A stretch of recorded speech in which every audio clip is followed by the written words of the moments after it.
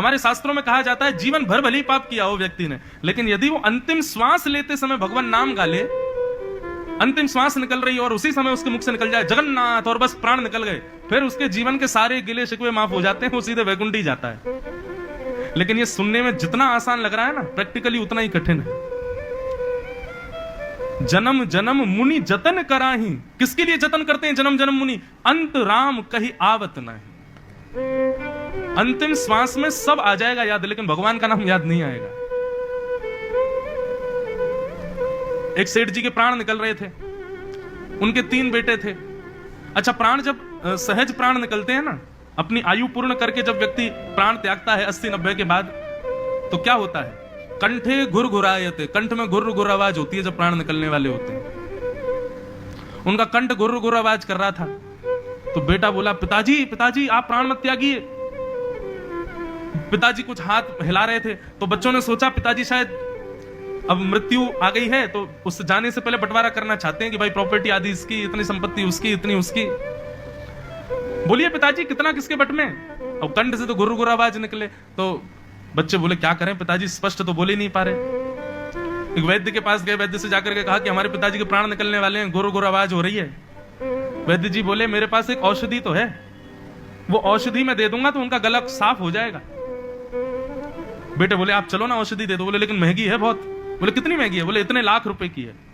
बोले हम दे देंगे ना, कम से कम 1-8 लाख रुपया खर्च होगा तो पिताजी 4-5 करोड़ की संपत्ति तो बता जाएंगे कहां किसकी कैसे। 1-8 लाख खर्च हो जाए तो क्या बड़ी बात है। दे दिए वैद्य को। वैद्य आए, वैद्य ने आकर के चटनी बनाई, बढ़िया एक रसायन बनाया, और जैसे सेठ जी के मुख में डाला, भीतर जाते ही गला साफ हो गया। सेठ जी बोले बड़ा वाला बेटा कहां है मेरा? पिताजी यहीं खड़ा हूं मैं, आप बताओ। बीच वाला कहां है? बोले मैं भी यहीं हूं। छोटा कहां है? बोले मैं भी यहीं हूं। तुम्हारी पत्नियां कहां है? बोले वो भी यहीं खड़ी हैं, आप तो बस बता के जाओ किसका कितना कैसे।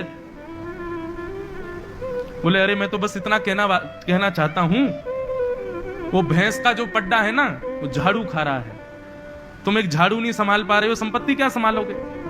और झाड़ू पड्डा झाड़ू पड्डा झाड़ू पड्डा बोलते बोलते प्राण निकल गए। और ये बात जितनी आसान, जितनी हंसी की, जितनी हास्यपद लग रही है ना, उतनी ही सत्य है। व्यक्ति का जब अंतिम क्षण आता है वो विवेक शून्य हो जाता है, और उस समय वो चाह करके भी जगन्नाथ जी को बोल नहीं पाएगा, नाम याद कर नहीं पाएगा।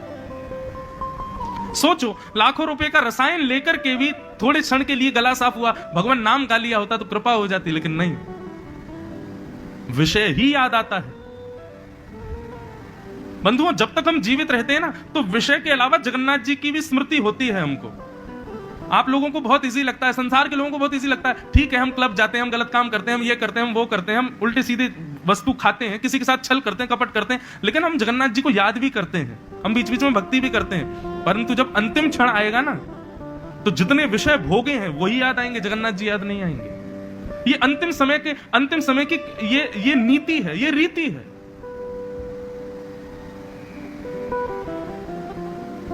इसलिए हमारे यहां कहा गया,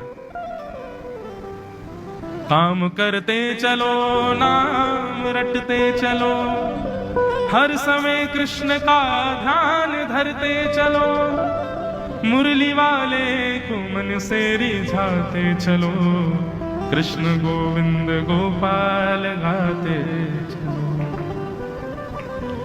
हर क्षण याद करो श्याम सुंदर को, हर क्षण उनकी स्मृति बनी रहे हमारे दिमाग में। चलते फिरते, उठते बैठते, खाते पीते, हर समय ठाकुर जी को याद करो। हम नहीं कहते घर परिवार छोड़ो, भाई छोड़ना नहीं है, हम खुद घर परिवार वाले,